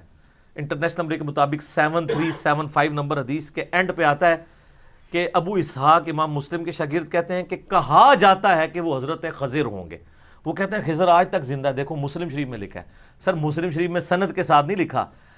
امام ابو اسحاق جو امام مسلم کے شاگرد ہیں انہوں نے کہا کہ کہا جاتا ہے، نبی علیہ السلام سے انہوں نے منسوب نہیں کیا. اور سر یہ تو تبا تابعی ہے. مسلم کے مقدمے میں لکھا ہوا ہے کہ تابعی بھی اگر کوئی بات رسول اللہ کی طرف منسوب کرے نا اور وہ سند نہ بیان کرے تو مردود ہے. تو امام مسلم کا شاگرد اگر کہتا ہے کہ کہا جاتا ہے، سن آگے سننی، وہ بات نہیں ایکسیپٹیبل ہوگی. اور انہوں نے بھی کوئی اسے آن نہیں کیا. انہوں نے کہا پبلک میں مشہور ہے، کوئی خضر نہیں ہے. وہ اس زمانے میں کوئی مومن ہوگا. تو اس کو دلیل کے طور پر پیش کرتے تھے. میں نے کلیئر کر دیا. وہ کہتے ہیں کہ خضر کی حکومت پانیوں پہ ہے. جی پانیت حکومت ہے. اچھا آپ کو پتہ ہے یہ موسیٰ اور خضر والا واقعہ جو ہے یہودیوں کے ہاں بھی ملتا ہے، لیکن وہ خضر کی بجائے اس واقعے کو حضرت الیاس کی طرف منسوب کرتے ہیں. اور تالمود کے اندر ملتا ہے یہ واقعہ. تو قرآن نے اصلاح کر دی ہے کہ وہ نہیں تھے. بخاری مسلم میں ہے کہ وہ خضر تھے. باقی واقعہ ان کے ہاں بھی ملتا ہے، وہ مانتے ہیں اس واقعے کو. تو وہ کہتے ہیں پانیوں پہ حکومت ہے. جی اچھا جی سبزے پہ حکومت ہے. سبزے پہ حکومت نہیں، وہ بخاری میں حدیث ہے کہ نبی علیہ السلام نے فرمایا خضر کا نام خضر اس لیے پڑا کہ ایک خشک زمین پہ بیٹھے تھے، جب اٹھے تو وہاں پہ کھیت اگائے، ہریالی ہو گئی. اور عربی میں خضر کہتے ہیں گرین کلر والا، تو اس کی وجہ سے ان کا نام خضر پڑ گیا. ٹھیک ہے. تو وہ تو فرشتوں کے ساتھ ہے ایسا معاملہ. قرآن پاک میں نہیں آتا. یہ بچھڑے کے اندر جو وہ ایک مٹھی سامری جادوگر نے جو ڈالی تھی، وہ قرآن میں موجود ہے نا کہ وہ مٹھی کہاں سے لی تھی. اس نے فرشتے کو دیکھ لیا تھا. فرشتے کے جو قدموں کے نشان تھے نا وہاں سے اس نے وہ مٹھی بھر گی اور وہ سونے کے بچھڑے میں ڈالی تو اس میں سے آواز نکلنا شروع ہو گئی. ظاہر ہے وہ فرشتوں کے ساتھ تو اللہ نے یہ چیزیں ایسی اٹیچ کی ہیں. یہاں پہ بھی خضر ایک فرشتہ ہے، وہ جہاں پہ بیٹھتے ہیں وہاں پہ سبزہ اگایا جاتا ہے. پانیوں پہ حکومت کہاں سے ہے سر؟ پانی پہ اللہ کی حکومت ہے سر. اور میں آپ کو اوریجنل واقعہ بتاؤں اپنا ذاتی. اسلام آباد میں میرا ایک گھر ہے الحمدللہ ذاتی. 2010 میں نے بورنگ کا ٹھیکہ کیا. اسلام آباد میں سب سے بڑا مسئلہ پانی کا ہے. آج کل بھی آپ سنتے ہوں گے واٹر ٹیبل دن بدن نیچے جا رہا ہے. ویسے تو اکثر نکلتے ہی نہیں ہے. سیپیج کا پانی جو نکلتا ہے 10 منٹ سے زیادہ موٹر نہیں چلتی تو پانی ختم ہو جاتا ہے. تو میں نے اللہ کا نام لے کے بورنگ کا ارادہ کیا. تو مجھے یاد ہے میں نے اشراق کے 2 نفل پڑھے اور اس کے بعد میں نے دعا کی کہ اللہ پانی تو تیرے قبضے میں ہے، تو نے دینا ہے. تو میں نے اس کو بلایا بورنگ والے کو. میں نے کہا یہاں تم نے کنواں کھودنا ہے. کہتے نہیں خاص جگہ ہے. میں کہا نہیں، میں نے جو اپنی پائپنگ سیٹ کرائی ہے وہ اس کے حساب سے کرائی ہوئی ہے، تو ادھر ذرا فیزیبل رہے گا، خاص والا نہیں ہے. کہنا نہیں وہ ایک مائی حساب لاندی ہے. انہوں پتہ ہی نہیں سی کہ میں بابے مارے ہوئے نے مائیاں کے چیز نے. میں کہا نا ਮਾਈ ਹੈ। ਮੈਂ ਕਿਹਾ ਮਾਈਆਂ ਸ਼ਾਈਆਂ ਨਹੀਂ। ਅੱਛਾ ਕਹਿੰਦਾ ਅੱਛਾ ਇਸ ਤਰ੍ਹਾਂ ਕਰੋ ਤੁਸੀਂ ਇਹ ख्वाजा खिजर ਦੇ ਨਾਂ ਦਾ ਨਾ ਇੱਕ ਬੱਕਰਾ ਦੇ ਦਿਓ ਤੇ ਪਾਣੀ ਤੁਹਾਡਾ ਨਿਕਲ ਆਏਗਾ। یہ وہ بندہ ہے جس نے NED یونیورسٹی, یہ جو یونیورسٹی ہے نسٹ یونیورسٹی اسلام آباد میں, اس کے 50 بور اس بندے نے نکالے ہوئے ہیں. سب سے بڑے لیول کا اس کا کاروبار ہے. داڑھی رکھی ہوئی ہے اور عقیدہ آپ دیکھ لیں. کہتے جی خواجہ خضر دی پانیاں تے حکومت ہے تے انہاں دے نا دا بکرا دیو تے انشاءاللہ پانی نکلے گا. او میں کہ خضر ہوئے یا کوئی وڈے تو وڈا انسان اپنا پیشاب نہیں روک سکتا, میرا پانی کوئی روک سکتا ہے؟ اللہ نے اگر منو دینا ہے. وہ کانپنا شروع ہو گیا, اس کو کانفیڈنس لیول نظر نہیں آیا تھا, انہوں پتہ ہی نہیں سی. کہندا جی ہوں تو تہاڈا پانی نکلنا ہی نہیں, لکھا لو میرے کو. اچھا جی میں کہ یار تو اللہ دا نہ لے کے شروع کر. تو 40,000 پہ ٹھیکہ سیٹ ہوا کہ 200 فٹ جائے گا وہ, اور 40,000 روپیہ, کیونکہ وہاں پہ 70-80 فٹ پہ پانی سیپیج کا نکل آتا تھا اور 120 فٹ پہ تھوڑا بہت پانی آ جاتا تھا. تو میں نے کہا 200 فٹ کرواؤں گا. لے جی کرنا ایسا ہوا اللہ کا کہ 200 فٹ اس نے کھود دیا اور زمین بالکل خشک, سیپیج کا پانی بھی نہیں. ہاں وہ کہتا جی ہوں سناؤ. کہتا ہالے بھی ٹائم جے ایتھے ایک مائی ہے وہ پانی دم کر کے دے گی, وہ پانی جناب تسی اے خوش سٹو گے نا تو پانی آ جائے گا. او میں کہا نا نا بھائی مائیاں شائیاں نہیں. کہتا جی بس ٹھیکہ مکمل ہو گیا ہے, میرے پیسے. میں کہا جی اے لو پیسے. میں نے کہا اس کو آپ نا اور کھودو. کہتا پانی نہیں نکلنا, آپ کو بتا دیا ہے یہاں پانی ہے ہی نہیں ہے, اور اسلام آباد میں اکثر جگہ پہ پانی ہوتا ہی نہیں ہے. میں نے کہا آپ کیا کرو گے؟ کہتا جی 1500 روپیہ ایک دن کا لوں گا اور کھودوں گا جتنا ایک دن میں نکل آئے. اب دیہڑی کے حساب سے ٹھیکے سے ادھر 40,000 تو دے دیا. میں نے کہا شروع کرو. پہلے دن اس نے 10 فٹ نکالا. کہنا خشک. مجھے کہنا جی حالے بھی وقت سے تسی کدھر اور کھدوا لو, ایتھے پانی کوئی نہیں. میں نے کہا یار میں پیمنٹ کر رہا ہوں تم نکالو. اچھا اگلے دن کیا ہوا, صبح 7-8 بجے نے مجھے کال آئی, سر جی مبارک ہوئے پانی نکلا ہے. اور کہتا ہے سر اتنا پانی نکلا ہے کہ میں نے کہا کیسے؟ کہتا ہے جی 210 تو کل ہو گیا تھا نا, آج صبح آتے ہی میں نے جب پہلی بوکی ماری ہے نا تو وہ پتھر ٹوٹا ہے اور اتنا پانی نکلا ہے کہ 50 فٹ پانی جمع ہو گیا ہے نیچے سے, اور وہ پانی نکلا سر رگ کا پانی. آپ کو پتا ہے زمین میں ایک پانی ہے جو بارشوں کا سیپیج کا ہوتا ہے, وہ تو نکالنے سے ختم ہو جاتا ہے, اور ایک ہے جو زمین کے نیچے دریا چلتے ہیں, وہ کبھی بھی خشک نہیں ہوتے. جیسے کہ اگر آپ کو کھال میں سوئی چباؤں نا تو تھوڑی دیر بعد خون نکلنا بند ہو جائے گا, لیکن اگر کہیں نس میں سوئی لگ جائے فوارہ پھوٹے گا. وہ فوارہ پھوٹا تھا جو 50 فٹ کھڑا ہو گیا. کہنا جی بو کی. میں نے کہا جی 220 پوری کرو. کہنا سر 1 فٹ نہیں آگے میں جا سکتا, پانی کا اتنا پریشر ہے کہ یہ بس اسی پہ آپ کو روکنا پڑے گا. اچھا میں کہ ہاں جی کدھر گئے تواڈے خضر تواڈیاں مائیاں تواڈے بابے؟ کہتا جی یہ واقعی اللہ دے کام نے. اچھا اینڈ تے مان لیندے نے اللہ دے کام نے. جیسے کفار مکہ بھی جب سمندر میں بیچ میں پہنچتے تھے کہتے تھے ادھر اللہ ہی کام آئے گا, جو سورہ یونس میں آتا ہے. تو میں نے اس کو توبہ کرائی. میں نے کہا آندہ کبھی تم نے یہ بات نہیں کرنی. یہ میں نے آپ کو بتایا کہ خضر کو ہم نے بھی ایک دفعہ قابو کیا ہے, جو جعلی خضر انہوں نے بنایا ہوا ہے. کہتے ہیں بزرگوں کو آ کے ملتا ہے. ہمارے محلے میں بھی ایک وہ تویز آگے کرتا ہے نا, وہ کہتا ہے جی منو تے ملدے نے. میں کہا جی جدو ملن نہ تو پڑھنا لا حول ولا قوت الا باللہ, غائب نہ ہوئے تو منو پھاڑ لیں. کہنا جی توبہ استغفار. میں نے کہا کیوں؟ کہتا جی یہ تو بے ادبی ہے ان کی. میں نے کہا بے ادبی کہاں سے ہے؟ بخاری اور مسلم میں حدیث ہے کہ جنت کے خزانوں میں سے ایک خزانہ اللہ نے مجھے دیا ہے, لا حول ولا قوت الا باللہ. نہیں ہے طاقت گناہ سے بچنے کی اور نہ ہمت نیکی کا کام کرنے کی مگر اس کی توفیق سے. میں نے کہا تم میرے سامنے لا حول ولا قوت الا باللہ پڑھو, میں غائب نہیں ہوں گا. ہاں تو خوش ہوں گا کہ میرے نبی کا بتایا ہوا وظیفہ جو ہم نے بلو کارڈ پہ صبح شام کے اذکار پہ لکھا ہوا ہے, اسماء اعظم میں سے, اسماء اعظم میں سے. تو حضرت خضر اللہ کا نام سن کے غائب ہو جائیں گے. لا حول ولا قوت الا باللہ سن کر کون غائب ہوتا ہے؟ شیطان من الجنت والناس. اور بڑے لوگوں کے اس طرح کے جعلی خضر غائب بھی ہوئے نے. ایک اوریجنل واقعہ مجھے بندے نے بتایا, اس نے کہا جی اس طریقے سے ہم نے نا ایک بندے کو ایک وظیفہ بتایا, وہ کہتا جی وہ داتا صاحب منو راوی دے پل تے روزانہ ملتے ہیں. تو انہوں کو کہا یار اب آئے نا تو تم نے پڑھنا لا حول ولا قوت الا باللہ. اب وہ علی اجویری صاحب کو تو پتہ بھی نہیں ہے, وہ شیطان ان کے نام پہ آ کے مل رہا ہے, ان کا کوئی قصور نہیں. تو کہتے وہ پڑھا تو غائب ہو گیا, اس نے رونا شروع کر دیا, تو اسی بزرگاں ناراض کر دیتا. یعنی ادھر بھی یہ تعویل کر لیں گے کہ بزرگ ناراض ہو گئے نے. تو جڑا بزرگ اللہ دے نام تو ناراض ہوندا ہے وہ بزرگ نہیں گا, وہ شیطان ہے. اللہ کا نام سن کے تو بزرگ خوش ہوں گے. ٹھیک ہے, نبی الاسلام کے سنت وظائف ہیں. تو یہ وہ کہتے ہیں پانیوں پہ حکومت. سر کسی کی کسی چیز کے اوپر کوئی حکومت نہیں ہے, اللہ ہی اللہ ہے. اللہ اکبر کبیرا والحمد للہ کثیرا وسبحان اللہ بکرۃ واصیلا. سر وہ 10 فٹ کے فاصلے پہ ایمان اور کفر تھا میرے اس بورنگ کے. پانی تو نکلنا ہی تھا, وہ خضر یا مائی یا بابے کے کھاتے میں ڈال جانا تھا. اور اکثر یہی ہوتا ہے. میرے ایک بڑے قریبی جاننے والے ہیں, وہ انگلینڈ سے ٹکٹ کٹا کے پاکستان آئے. ان کو خواب میں, ان کی اولاد نہیں تھی, تو خواب میں اشارہ ہوا کہ فلاں بزرگ کے دربار پہ جاؤ تو اللہ تمہیں بیٹا دے دے گا. سر خواب وہ کہتے ہیں جی جناب غیبی خبر باقی ہے, بخاری مسلم میں حدیث ہے. اچھا جی, اس کی قسمت اچھی کہ وہ پہلے دن ہی میرے درس میں بیٹھا. ان دنوں میں گھر میں چھوٹی سی مجلس کرتا تھا, 2008-9 کی بات ہے. اس نے جب درس سنا نا مزارات کے بارے میں, قبروں کے بارے میں, بابوں کے بارے میں, انہوں نے کہا جی میں بے اولاد مر جانا ہے, میں بابے کسی کو نہیں جانا. اچھا جی, وہ آیا اسی کے لیے ٹکٹ کٹا کے تھا. جیسے ہی واپس گیا, اس کی وائف کی طبیعت خراب ہوئی, وہ ڈاکٹر کے پاس لے کے گیا تو انہوں نے کہا کہ آپ کی تو پریگنینسی ٹھہرے ہوئے 40 دن سے زیادہ ہو چکے ہیں. یعنی وہ خواب سے پہلے پریگنینسی ٹھہر چکی ہوئی تھی, وہ بابے کے کھاتے میں ڈلنی تھی جو اللہ کی تھی.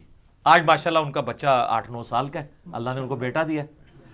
تو وہ جب خواب آیا اس سے پہلے ہی یہ, کیونکہ پریگنینسی کا تھوڑے دنوں کے بعد پتہ چلتا ہے, تو یہ اکثر بابوں کے کھاتے میں جو واقعات ڈلے ہوتے ہیں نا, وہ اس طرح ڈلے ہوتے ہیں, وہ اللہ کے ہوتے ہیں, وہ بابوں کے کھاتے میں ڈالے ہوتے ہیں. یہاں بھی اگر کوئی کمزور ایمان والا ہوتا تو جا کے مائی سے دام کرواتا اور پھر نکل بھی آتا تھا. پوری زندگی نہ انہیں قرآن پڑھنا سی, نہ بخاری نہ مسلم, انہیں مائیاں اور بابیاں پیچھے جانا سی.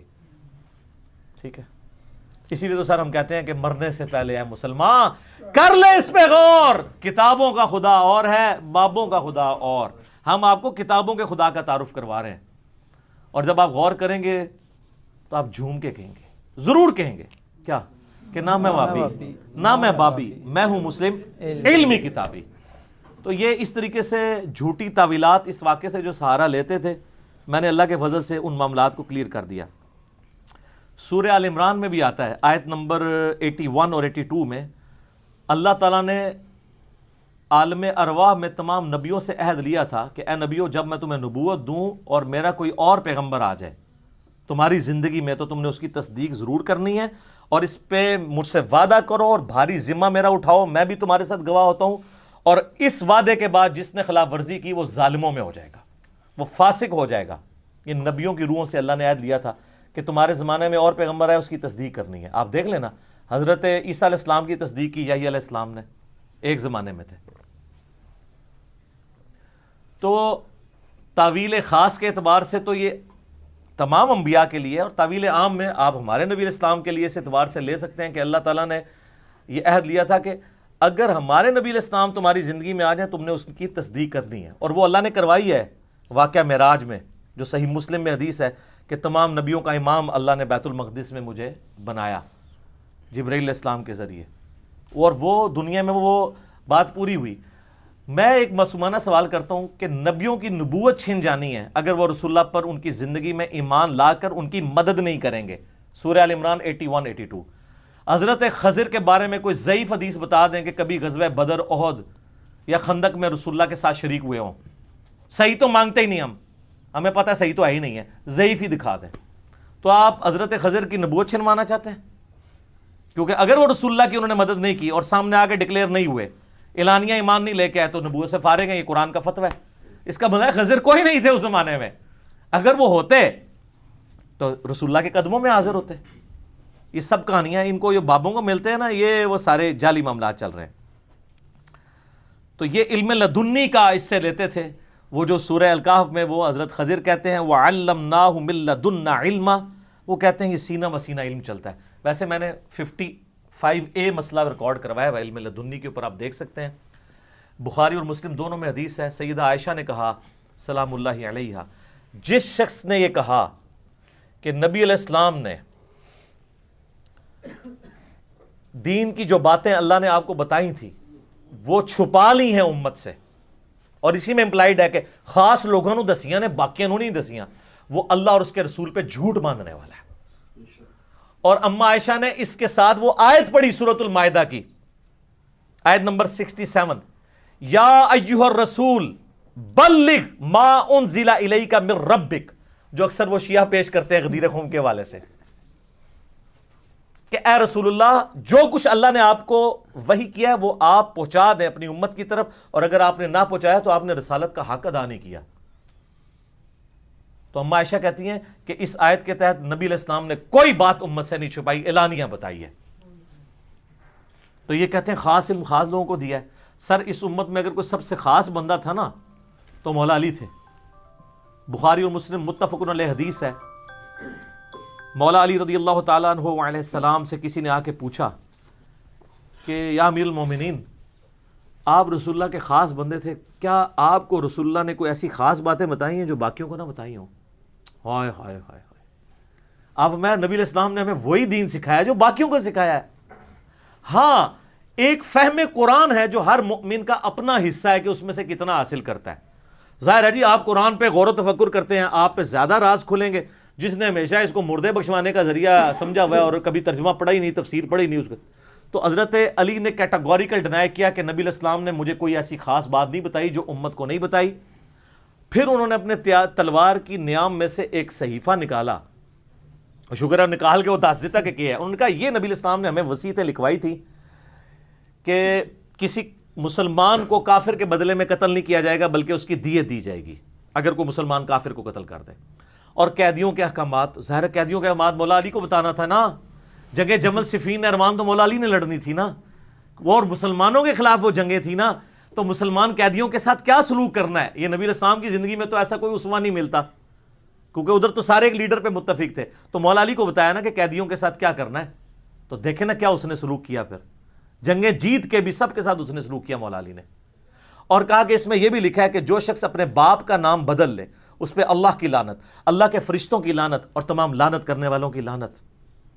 اور جو شخص مدینے میں بدعت کو جاری کرے اس پہ اللہ کی لعنت, اللہ کے فرشتوں کی لعنت اور تمام لعنت کرنے والوں کی لعنت. جس کا اول مصداق یزید ابن معاویہ بنا مدینے کی بے حرمتی کر کے. یہ وہ باتیں تھیں جو اس میں لکھی تھیں. اور ایک اور بات لکھی تھی کہ جو غیر اللہ کے نام کی قربانی کرتا ہے اس پہ اللہ کی لعنت, اللہ کے فرشتوں کی لعنت, تمام لعنت کرنے والوں کی لعنت. تو یہ ساری باتیں تو آلریڈی ہمیں موجود ہیں قرآن پاک کے اندر, احادیث کے اندر ہمیں معلوم ہے. تو مولا علی کو بھی کوئی خاص علم نہیں دیا, وہی علم ہے. اور سر مجھے بتائیں حجۃ الوداع پہ جب نبی علیہ السلام اعلانیہ کہہ رہے تھے, بخاری مسلم میں یوم النحر کا خطبہ بھی ہے اور یوم عرفہ کا خطبہ الموطا امام مالک اور مستدرک الحاکم میں کہ اپنے بعد دو چیزیں چھوڑ کے جا رہا ہوں, اللہ کی کتاب اور اس کی سنت, اسے مضبوطی سے پکڑ لو کبھی گمراہ نہیں ہوگے. اور پھر آپ نے پوچھا کیا میں نے اللہ کا پیغام پہنچا دیا, تو سب نے کہا بلا یا رسول اللہ آپ نے پہنچایا, حق ادا کر دیا. ادھر کوئی بندہ نہیں کھڑا ہوا کہ یا رسول اللہ ایڈی مینوں خاص گل دسی ہے او میں اگے دس دیواں علم لدنی نا. پرانیاں کہانیاں, پرانے بابے, پرانے فرقے, پرانے بزرگ, ختم. ساڈی ناں نال ہی ختم ہو جاندے نے سارے. ناں بڑی قیمتی ہے, اے تہاڈا کلمہ ہی تو سٹارٹ ہوندا ہے. لا نہیں کوئی معبود نہیں سوائے اللہ کے, نہ کوئی بزرگ نہیں سوائے محمد رسول اللہ صلی اللہ علیہ وسلم, اور جو ان کا ہو جائے وہ ہمارے سر کا تاج, اور جو ان سے بغاوت کرے وہ بابا آپ کو مبارک. مجھے کہتے ہیں یار یہ اتنے اتنے بزرگوں کے نام اس طرح لیتا ہے جیسے گلی ملی کے دوست ہیں, اتنے اتنے مفتیا کے. وہ سر ہم تو کچھ سمجھتے ہی نہیں ہے تو ہم نام ان کا کیوں ادب سے لیں. ہم تو ان کو دلائل سے ثابت کر رہے ہیں کہ ان کے عقیدے گستاخانہ ہے. شکر کریں کہ ہم آگے پیچھے لانتے لگا کے نام نہیں لیتے, احترام سے ہی لیتے ہیں, صاحب کہہ کے لیتے ہیں. تو خوف خدا کرے. تو مولا علی نے کہا کہ ایسی کوئی بات نہیں. پھر غدیر خم پہ بھی آپ صحیح مسلم میں اوپر تلے 4 حدیث ہیں انٹرنیشنل نمبر کے مطابق 6225 سے لے کے 6228 تک, اس میں بھی قرآن اور اہل بیت ہے. غدیر خم پہ میرا کلپ لاکھوں لوگوں نے دیکھا, آپ دیکھ لیں. وہاں پہ بھی ہے کہ اہل بیت کے ساتھ اس نے سلوک کرنا ہے. قرآن اللہ کی کتاب ہے, اس میں ہدایت ہے, اس میں نور ہے, یہ اللہ کی رسی ہے, اس کو پکڑو, اپنا تعلق اس کے ساتھ مضبوط کرو. جو اسے پکڑے گا وہ ہدایت پہ ہوگا, جو چھوڑ دے گا گمراہ ہو جائے گا. کتاب اللہ کتاب اللہ کتاب اللہ. اور دوسری چیز اہل بیت ہے. میرے اہل بیت کے معاملے میں تمہیں اللہ کا خوف دلاتا ہوں. آپ کو بتا دیا گیا تھا کہ آپ کی امت کام ڈالے گی ان کے ساتھ, ٹھیک ہے. تو یہ وہ چیزیں تھیں، وہ کبھی علم لدنی بنا دیا، کبھی کہتے ہیں جی کچھ آپ کو پتہ ہے وہ خاص باتیں بتائی ہیں، وہ خاص باتیں خاص لوگوں کو بتائی ہوئی ہیں. سر کوئی نہیں ہے. اچھا پھر وہ کہتے ہیں وہ جی صحیح بخاری میں ہے نا کہ حضرت ابو ہریرہ کہتے ہیں میں نے نبی علیہ السلام سے 2 پیالے لیے ہیں یعنی علم کے، ایک میں نے تمہیں بتا دیا، دوسرا بتاؤں تو تم میری گردن کاٹ دو. وہ کہتے ہیں جو دوسرا نہیں نہ بتایا وہ اسی قسم کے پٹھے کام تھے، یعنی یہ پٹھے کام میں الٹے کام، ورنہ وہ بتا دیتے. تو سر آپ کے تصوف کے کس سلسلے میں حضرت ابو ہریرہ آتے ہیں؟ کسی بھی نہیں. تو وہ علم لدنی تو ابو ہریرہ کو ملا تھا، اور مولا علی کہہ رہے ہیں کہ کوئی اور نہیں چیز ہے، تو ابو ہریرہ کو آپ مولا علی سے اوپر کر رہے ہیں. اور سر بخاری میں ہی اس کی تشریح موجود ہے. حضرت ابو ہریرہ کہتے ہیں مجھے نبی علیہ السلام نے بنو قریش، بنو امیہ کے ان لونڈوں کے، ان لڑکوں کے نام، ان کے ماں باپ کے نام بھی بتائے ہیں جن کے ہاتھوں امت کی تباہی ہونے والی ہے. اور صحیح مسلم کے الفاظ ہیں کہ نبی علیہ السلام سے صحابہ نے پوچھا کہ یا رسول اللہ جب ایسا معاملہ ہو تو آپ نے فرمایا کاش میری امت اس قبیلے سے الگ ہو جائے جو میری امت کے اینٹ سے اینٹ بجا دے گا، بنو امیہ. اور وہی ابو ہریرہ مسند ابی یعلا میں موجود ہے کہ وہ کہتے ہیں نبی علیہ السلام نے اپنی وفات سے چند دن پہلے خواب دیکھی کہ ان کے ممبر کے اوپر بندر کود رہے ہیں. تو حضور کو وفات تک کسی نے مسکراتے ہوئے نہیں دیکھا. آپ فرمایا کہ میں نے آل مروان بنو امیہ کے بندروں کو اپنے ممبروں پہ دیکھا ہے، اپنے ممبر کے اوپر، یعنی میرے بعد وہ حکمران بنیں گے. اور یار یہ بندر تھے، بخاری کے الفاظ ہیں کہ حضرت ابو ہریرہ جس زمانے میں یہ بات کر رہے ہیں انہی بندروں کی تو حکومت تھی بنو امیہ کی. تو حضرت ابو ہریرہ ڈرتے تھے کہ اگر، کیونکہ وہ مروان ہی تو یہ پوچھ رہا تھا کہ حضرت بتائیں وہ لوگ کون ہیں. انہوں نے کہا اگر میں بتا دوں تو میری گردن مار دی جائے. یعنی تم لوگ ہو، بالکل کلیئر ہے، اس میں علم لدنی نہیں ہے. کیا سے کیا بنا دیا انہوں نے. اور دیکھیں کہانی کیسے پکڑی گئی، ادھر سے پکڑی گئی، دوسری طرف ان کے تصوف کے سلسلے میں حضرت ابو ہریرہ ہی کوئی نہیں ہے. وہ تو سر منافقین کے نام بھی بتائے تھے جو پبلکلی نہیں بتائے گئے، لیکن وہ دین کا حصہ تو نہیں ہے. صحیح بخاری موجود ہے رازدار رسول کون ہے؟ حذیفہ ابن یمان. صحیح مسلم میں موجود ہے حذیفہ ابن یمان کو 12 منافقین کے نام بتائے تھے. نبی علیہ السلام نے فرمایا کہ میرے صحابہ میں 12 منافق ہیں، ان میں سے کوئی جنت میں داخل نہیں ہوگا یہاں تک کہ اونٹ جو ہے سوئی کے ناکے سے گزر جائے. یہ سورۃ الاعراف میں جو ہے وہ محال ایک ایگزامپل دی گئی ہے. تو فرمایا نہیں داخل ہوگا، ان میں سے دوبیلا پھوڑا نکلے گا ادھر کمر پہ 8 لوگوں کو. میں نے نہیں پوچھنا کنوں کنوں نکلے ہیں، وہ اپنے بزرگوں سے پوچھ کے چلیں آپ. تو نبی علیہ السلام نے یہ یعنی پہلے ہی فرما دیا تھا. تو وہ منافقین کے نام حذیفہ ابن یمان کو بتائے تھے. ٹھیک ہے. عمار ابن یاسر کو آ کے ایک بندہ پوچھتا ہے نا کہ جی آپ کو کوئی خاص دین سکھایا ہے نبی علیہ السلام نے؟ ان کا نہیں، البتہ جو حذیفہ کو منافقین کے نام بتائے. ٹھیک ہے. یہ صحیح مسلم میں 7035 نمبر حدیث ہے. اور یہ فرمایا کہ وہ 12 منافق ہیں میرے صحابہ کے اندر چھپے ہوئے ہیں، اور وہ اس طریقے سے معاملات. تو وہ کوئی دین کا مسئلہ تو نہیں تھا، صرف منافقین کے نام تھے. تو وہاں پہ بھی حذیفہ ابن یمان تو کسی تصوف کے سلسلے میں نہیں آتے. کیا آتے ہیں؟ نہیں. ان کے تصوف کے سارے سلسلے جو ہے نا وہ مولا علی تک لے کے جاتے ہیں. تو مولا علی تو انکار کر چکے ہیں، اور ہم نے تو نیچے سے ان کی جڑ کاٹ دی ہوئی ہے. میں نے کہا میرے امام نے کاٹ دی ہے. آپ کو پتہ ہے صحیح مسلم میں مقدمے کے اندر چند تبع تابعین بیٹھے ہوتے ہیں. امام مسلم نقل کرتے ہیں کہ وہاں ایک شخص آتا ہے اور وہ کہتا ہے، جب وہ چلا جاتا ہے نا وہاں سے، تو باقی تبع تابعین کہتے ہیں کہ یہ شخص کہتا ہے کہ میں نے 18 بدری صحابہ کی زیارت کی ہوئی ہے. تو باقی لوگ کہتے ہیں یہ تو طاعون کے مرض سے پہلے بھیک مانگا کرتا تھا، علم کا تو اس سے دور دور تک واسطہ نہیں. یہ کہتا ہے 18 بدری صحابہ کی اس نے زیارت کی ہے.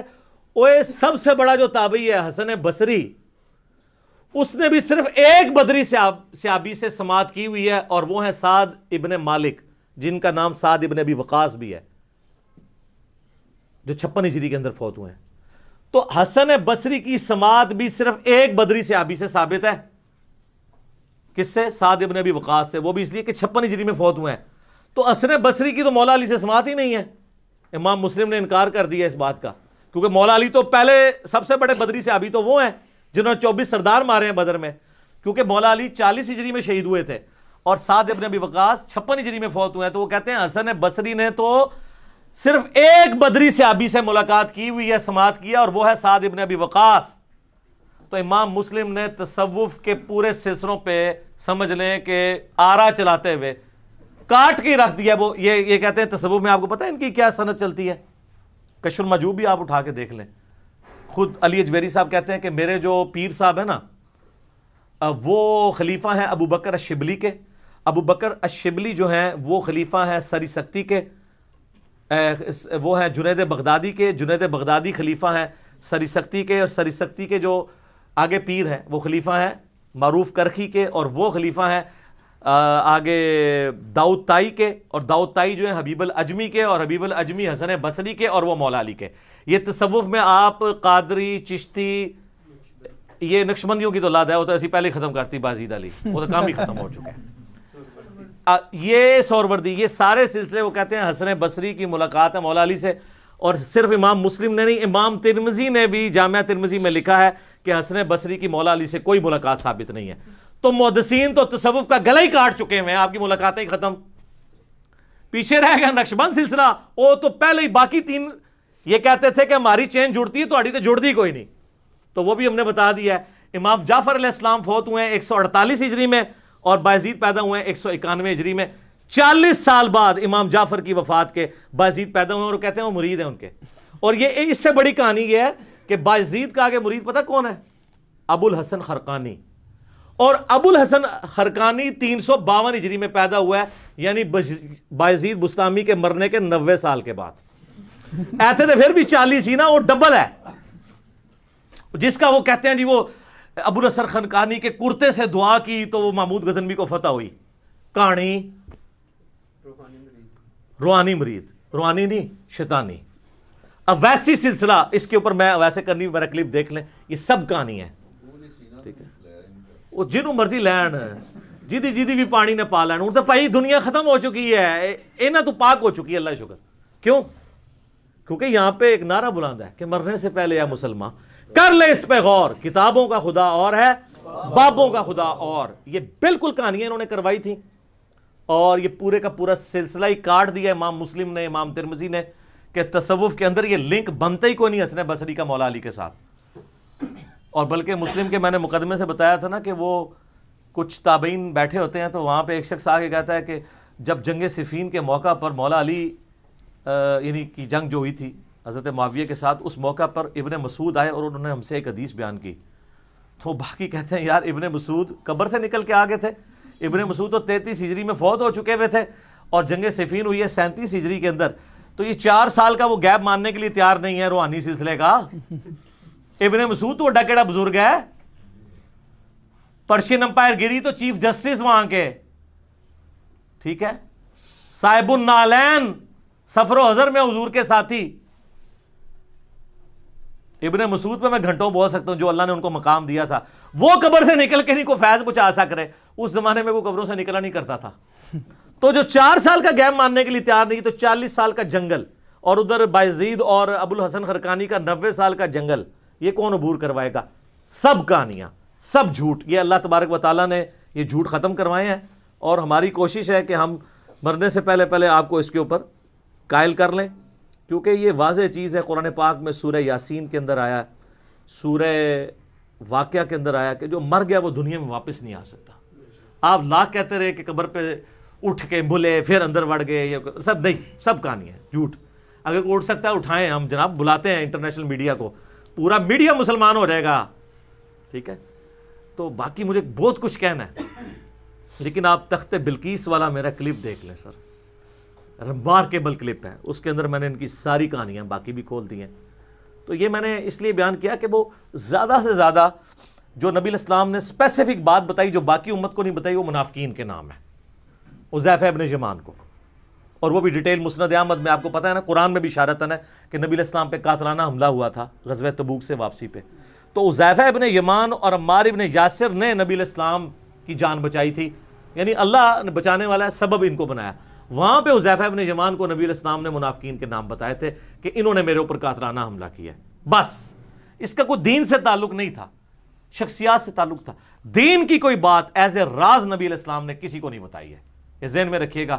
جب مولا علی کہہ رہے ہیں کہ وہی دین دیا جو باقی امت کو دیا ہے, اما عائشہ کہہ رہی ہیں کہ وہ جھوٹا ہے جو کہتا ہے کہ خاص لوگوں کو خاص بات بتائی, اور باقی لوگوں کو نہیں بتائی وہ جھوٹا ہے.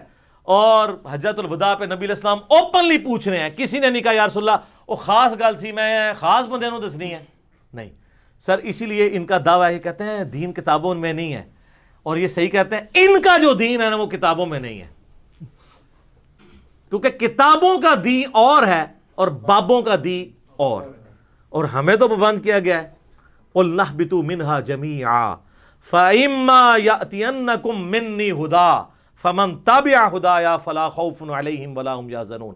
ہمارے ابا جی کو جب جنت سے نکالا گیا تو اللہ نے اس وقت کہا تھا کہ اب کتابوں کا انتظار کرنا, جو کتابوں کی پیروی کرے گا اس کو نہ خوف ہوگا نہ غم, اور جو اللہ کی آیات کو جھٹلائے گا وہ ہوگا اہل جہنم میں سے.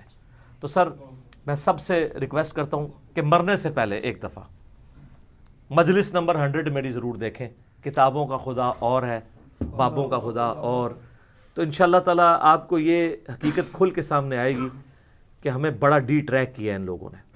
ہماری کسی سے کوئی ذاتی دشمنی نہیں ہے, ہم عام مسلمان کو جھنجھوڑ رہے ہیں صرف یہ کہہ کے کہ مرنے سے پہلے اے مسلمان کر لے اس پہ غور, کتابوں کا خدا اور ہے, بابوں کا خدا اور. اللہم اجرنا من النار آمین. اللہم من احییتہ منا فاحیہ علی الاسلام ومن توفیتہ منا فتوفہ علی الایمان آمین ثم آمین. ٹھیک ہو گیا جی, جزاک اللہ.